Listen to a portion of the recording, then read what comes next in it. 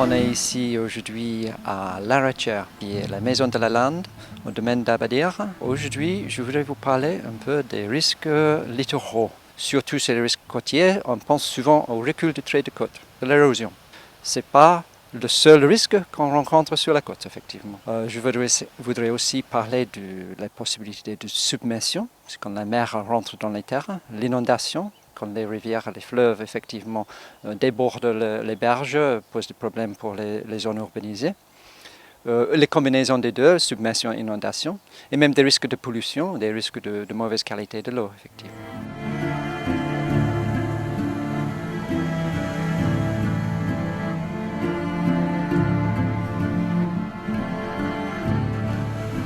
On a l'aide de différents scientifiques, bureaux de recherche géologique et minière, qui aident les collectivités à savoir un peu sur, par exemple, la fréquence de l'érosion, la vitesse de l'érosion à certains endroits, sur des années prévisibles, jusqu'à, par exemple, 2043. On a fait des études jusqu'à ce point-là, qui prennent en compte les différentes échelles aussi, pas seulement de temps, mais des échelles spatiales. Aussi, on a bien sûr les collectivités qui prennent en charge la gestion des risques. Et eux, ils gèrent plutôt l'aspect des enjeux. On en a parlé de ça, ce qu'on risque de perdre. Donc ça, c'est finalement des choix des élus, c'est les choix politiques, les choix de la communauté en général qui se font voir. On essaie d'amener le public vers une compréhension de ces thématiques scientifiques, mais aussi de les impliquer dans les décisions politiques qui se font derrière. Donc qu'ils comprennent aussi ce qu'ils disent les techniciens des collectivités et des élus quand c'est le moment arrivé de faire des décisions.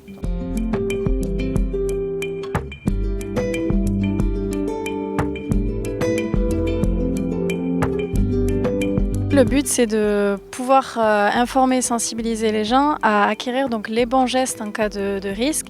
Donc ces bons gestes, quels sont-ils ?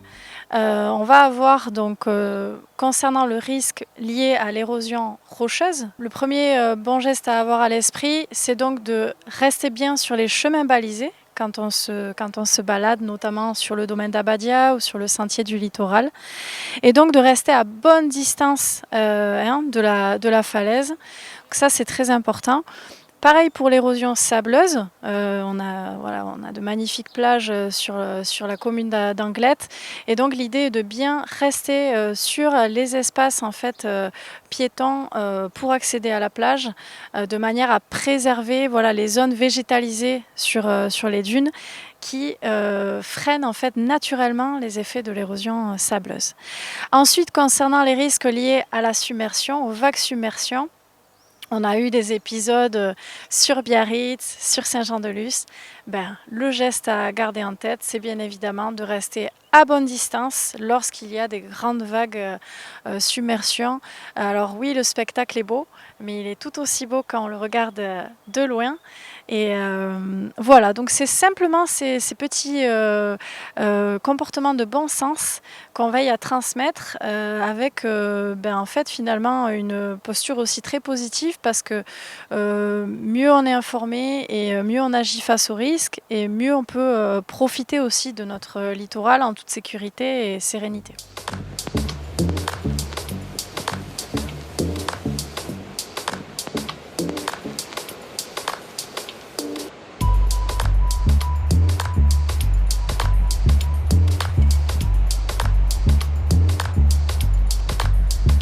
Par rapport à l'érosion, je voudrais juste indiquer quelque chose qui est peut-être particulièrement intéressant sur la côte basque. Déjà, on sait qu'on est plutôt des falaises, ce n'est pas une côte sableuse. On a une situation géologique particulière qui fait en sorte que nos falaises ne sont pas aussi dures que ça. Elles sont rocheuses, oui, mais il y a une formation en particulier qui permet l'eau de pluie de rentrer entre les différentes strates, qui fait en sorte que des parties de notre fameuse flysch se désintègrent et se glissent vers la mer. Bon, il y a tout un aspect géologique dans tout ça.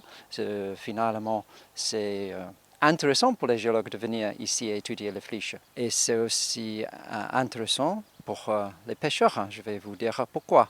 C'est parce que si on n'avait pas le flysch qui érode de cette manière-là, on n'aura pas la plateforme rocheuse qui découvre à marée basse qui nous permettent d'aller chercher dans les flaques et tout le reste, les poulpes, les crabes, etc. Donc c'est quelque chose qui fait plaisir à toute la famille en été, chercher les oursins, voilà, tout le reste.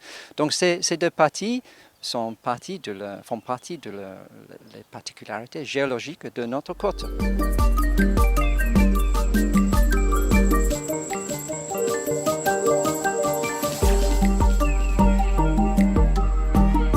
Le point important en parallèle de ces bons gestes face au risque, c'est de s'informer en amont. En effet, on invite vraiment les habitants à s'informer un maximum auprès de leur commune déjà. Chaque commune met à disposition de ses habitants un PCS, donc un plan communal de sauvegarde, sur lequel on a tous les renseignements en fait sur les différents risques qui peuvent toucher la commune et donc les habitations. Donc on invite vraiment les gens à se renseigner dans ce sens. Et également, le réflexe évidemment basique, c'est donc de s'informer sur les bulletins météo, les alertes météo, Vigicru pour le risque inondation. Donc voilà. Donc c'est vrai que ça peut paraître finalement assez simple et évident, mais ça l'est pas pour tout le monde. Et l'esprit aussi de notre projet Areshkua, sur lequel on travaille donc en collaboration avec les communes et l'agglomération, c'est vraiment de se dire qu'on a une responsabilité partagée sur ces problématiques-là. En effet, oui, la commune a son rôle à jouer et l'agglomération sur cette fameuse gestion des risques, mais chaque habitant a aussi une responsabilité par rapport à ses comportements, l'usage sur le littoral, son habitation, etc. Ces risques littoraux, qui ont donc des visages multiples, vont et sont déjà intensifiés et vont l'être de plus en plus par les effets du changement climatique, donc la montée du niveau de l'océan, l'intensification des phénomènes météorologiques extrêmes. Et donc, en effet, on est en première ligne sur cette question des risques littoraux face à, en effet, ce changement climatique. Donc, il est important que sur ces sujets-là, chacun se responsabilise, les petits, les grands et tous les habitants du littoral basque.